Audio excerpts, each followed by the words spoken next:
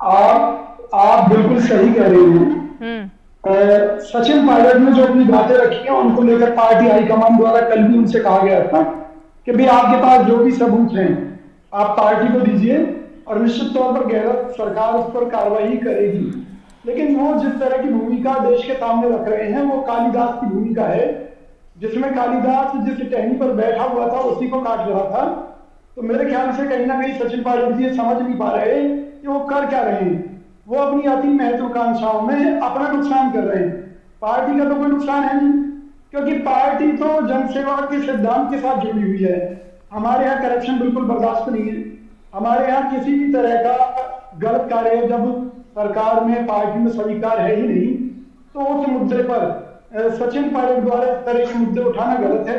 उन्हें ये सबूत जनता की अदालत में भी रखने चाहिए थे, लेकिन आज भी उन्होंने कोई सबूत पेश नहीं किए। 4 पेज की चिट्ठी, 4 पेज की चिट्ठी कम सबूत होती है जो वो लगातार लिखते आ रहे हैं अशोक गहलोत को। 2 दिन पहले भी उन्होंने वो चिट्ठी वायरल की थी। उन्होंने बताया कि लगभग 1 साल से वो चिट्ठी पर चिट्ठी लिखते आ रहे हैं, बताते आ रहे हैं, सबूत देते आ रहे हैं। और कैसे सबूत देने चाहिए? नहीं, उन्होंने कोई सबूत नहीं दिया और चिट्ठी लिखना कोई सबूत नहीं होता है। और इससे पहले भी वो भाजपा की कहीं ना कहीं हाथों में खेलते हुए सरकार को गिराने की कोशिशें कर चुके हैं। फिर भी पार्टी हाईकमान द्वारा हमेशा उन्हें कहा गया कि भी आप सब्र रखिए। आज स्थिति यह है कि भी जो मैक्सिमम विधायक है वो गहलोत जी के साथ हैं। उन परिस्थितियों में अगर 15-20 विधायक आपके साथ हैं तो उनके दम पर हम आपको मुख्यमंत्री नहीं बना सकते। तो पार्टी की क्या मजबूरी है सचिन पायलट की कारगुजारियां जो आप बता रहे हैं उनको सहने की? क्या मजबूरी है पार्टी की? नहीं, कोई मजबूरी नहीं है। हम सचिन पायलट को अपने परिवार का हिस्सा समझते हैं, इसलिए हमारी कोशिश है कि वो सुधर जाएं, वो मान जाएं। और इसमें सबसे बड़ी बात क्या आ रही है कि राहुल गांधी जी ने जिनको सिरासत पर बिठाया उन्हें दिल में जगह दी, उन लोगों ने ही राहुल गांधी जी के लिए परेशानी खड़ी की, चाहे वो ज्योतिरादित्य सिंधिया हो, चाहे वो अपने सचिन पायलट हो, चाहे वो अशोक तंवर हो। तो जो कथित रूप से दावा किया करते थे कि भी हम राहुल गांधी जी के दोस्त हैं, वही बीच में छोड़ा घोंपने का अगर काम करेंगे तो इन लोगों को तो जनता भी माफ नहीं करेगी। और हम तो फिर भी गले लगा रहे हैं इन विपरीत परिस्थितियों में भी। हम आज भी सचिन पायलट जी से कह रहे हैं कि भाई चुनाव का रिजल्ट आने दीजिए, जनता के बीच में जाइए, पार्टी को मजबूत कीजिए, काम कीजिए। आपके काम में दम होगा तो निश्चित तौर पर आपको मुख्यमंत्री बनाएंगे। लेकिन ये गारंटी लेना, ये इस तरह की दावेदारी जनता के बीच में जाकर अपनी सरकार को कटघरे में खड़ा करने के लिए करना ठीक है, गलत है। तहसीन पूरा वाला तहसीन पूरा, आखिर कौन है आपका शीर्ष नेतृत्व जिसकी बात कर रहे हैं हर्षवर्धन त्रिपाठी जी? किसकी सुनी जाए? हाँ। सोनिया गांधी, मल्लिकार्जुन खड़गे जी, राहुल गांधी जी, प्रियंका, सभी हमारी पार्टी के शीर्ष नेतृत्व है, इसमें किसी को शक भी नहीं।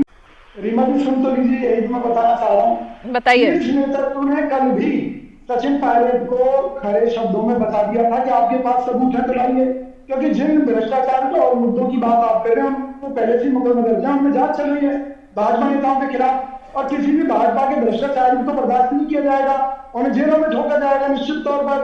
लेकिन पार्टी द्वारा उन्हें उप मुख्यमंत्री भी बनाया गया, उन्हें प्रदेश अध्यक्ष की भी जिम्मेवारी दी गई, और उसके बावजूद भी अगर वो पार्टी को, अपनी ही पार्टी को कटघरे में खड़ा करने की कोशिश करेंगे तो निश्चित तौर पर उनकी स्थिति कालिदास की होगी। विजय क्या वो आज नहीं, वो मोदी सरकार के बारे में ट्वीट किया गया है और यहाँ तो हम सचिन पायलट जी की लगातार सुन रहे हैं। कहाँ सुन रहे हैं? अभी आप कह रहे हैं कि आप उनकी बात जो है वो तो पार्टी विरोधी है, तो उनकी बात सुनी कहाँ जा रही है? रीमा जी तो सुन तो लीजिए, वो क्या कहना चाहते हैं। वो कहना चाहते हैं अशोक गहलोत जी को हटा दे और उनको मुख्यमंत्री बना दे। पार्टी हाईकमान ने कहा भी बिल्कुल बना देते अगर आपके साथ विधायकों का बहुमत होता। उसी तरीके से ज्योतिरादित्य सिंधिया मध्य प्रदेश में बनना चाहते थे कि भाई मुझे मुख्यमंत्री बनाइए, जबकि विधायक विजय कौशिक नाकारा, हमने सुनाई थी वो बाइट।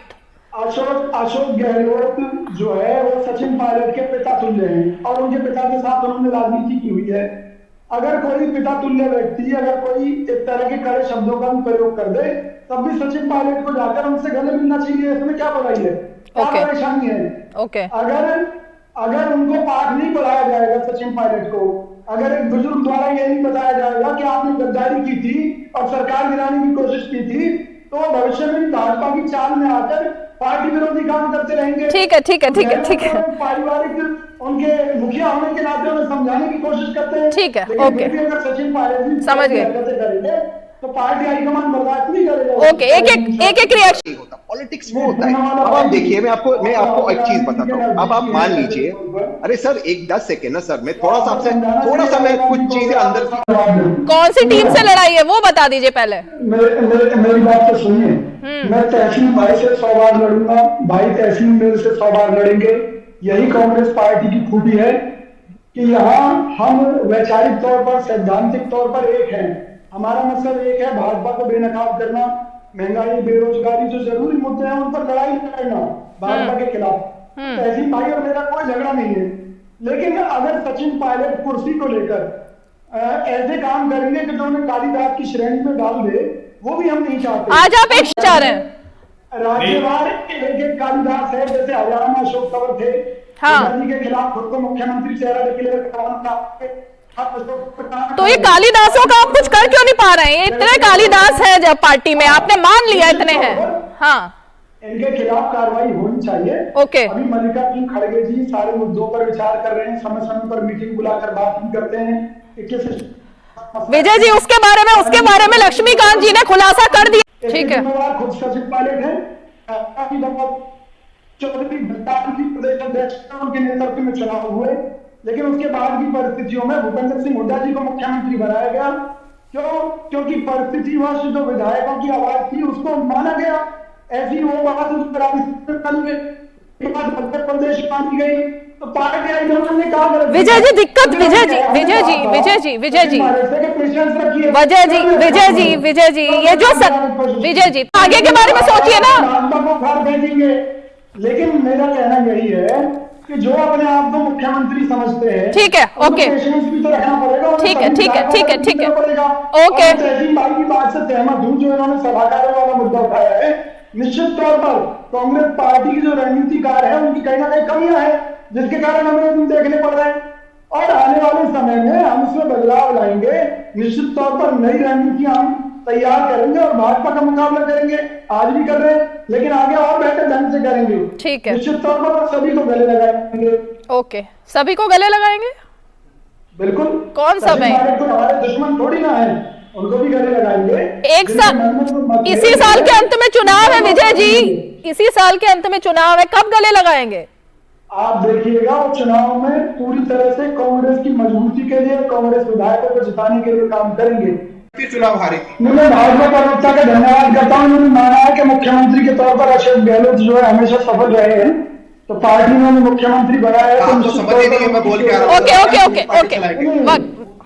कांग्रेस पार्टी चलाएंगे? आपको समझ ही नहीं है मैंने बोला क्या है। आप खुद मान रहे हैं कि कांग्रेस पार्टी ने हर बार। विजय जी कुछ और सवाल था यहाँ पर, एक